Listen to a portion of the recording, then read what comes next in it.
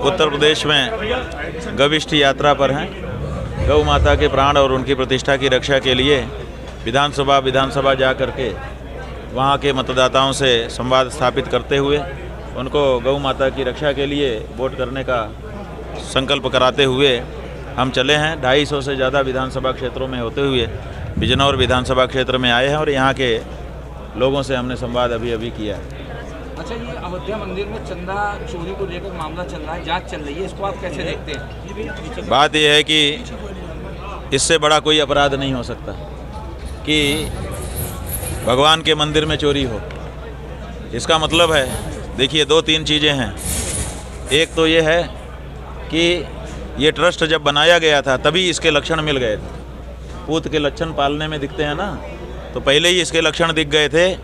जब ये देखा गया कि मंदिर बनाने का जब मौका आया तो जिन लोगों ने मुकदमा लड़के जीता उनको दरकिनार कर दिया गया। देश के बड़े बड़े धर्माचार्यों को दरकिनार कर दिया गया, अयोध्या के साधु संतों को दरकिनार कर दिया गया और अपने खास विश्वस्त कार्यकर्ता प्रकृति के लोगों को ट्रस्ट में शामिल किए गए।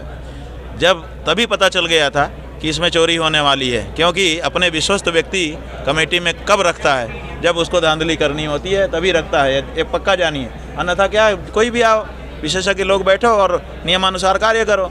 लेकिन इन्होंने चुन करके अपने खास लोगों को वहाँ बैठाया। इसी से पता चल गया था कि यहाँ इरादा चोरी का है। अब वो चोरी हो रही थी।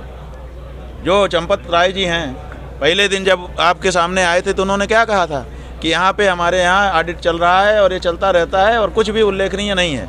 इसका मतलब जो कुछ हो रहा था वो उनकी दृष्टि में रूटीन था। यहाँ तो रोज़ चोरी होती है, यहाँ क्या उल्लेखनीय है कि आप लोग कैमरा लेके आ गए। लेकिन फिर आप लोग चूँकि पीछे पड़े तो धीरे धीरे अब परतें खुलने लग गई हैं, अन्यथा उनके लिए तो ये रूटीन था। चंपत राय जी के भतीजे का इसमें नाम आ रहा है और हरिद्वार में प्रॉपर्टी खरीदी गई, इस बार बात यह है कि किसका भतीजा क्या भतीजा। देखिए, चंपत राय के बारे में हमको ज़्यादा शंका नहीं है कि चंपत राय चोर है।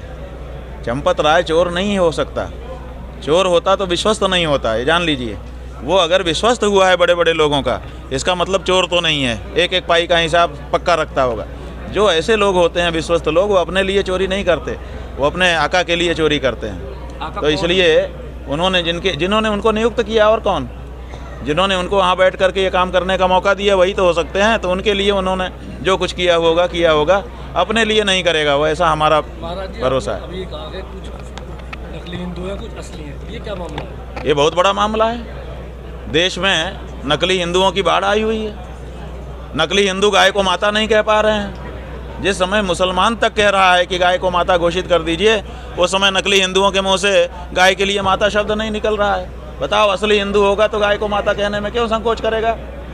तो इसका मतलब नकली हिंदू हैं और उनकी बाढ़ है। इसलिए नकली और असली जब दोनों मिल जाते हैं तो पूरे समाज का घाटा होता है। इसलिए हमारा ये कहना है कि असली हिंदुओं को, नकली हिंदुओं को अपने बीच से बाहर कर देना चाहिए।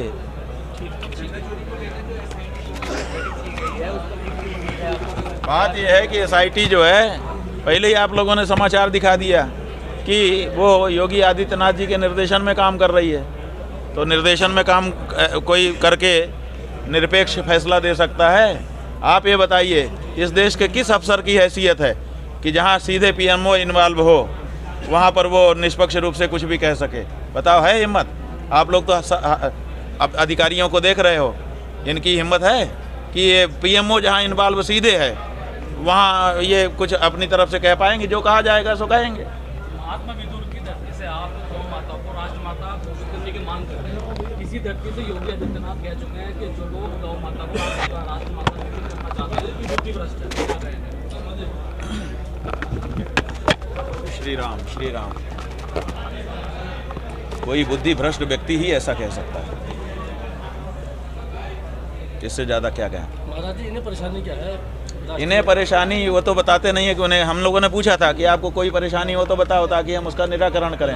कोई पार्टी है, कोई देश का समुदाय है, अगर विरोध कर रहा है तो बताओ, हम लोग उसको ठीक ठाक करें। तो वो तो बताते नहीं हैं। लेकिन लोगों ने अनुमान लगा के बताया है कि गायों को जो मार रहे हैं गौ हत्यारे, उन सब से इन लोगों ने बड़ा चंदा लेना शुरू कर दिया है। नीचे से ऊपर तक की राजनीति उससे चमक रही है। ये सोचते हैं कि अगर गाय को माता घोषित करेंगे तो मारना बंद हो जाएगा और फिर हमारा ये चंदा बंद हो जाएगा। इसी के चक्कर में ये नहीं कर रहे हैं।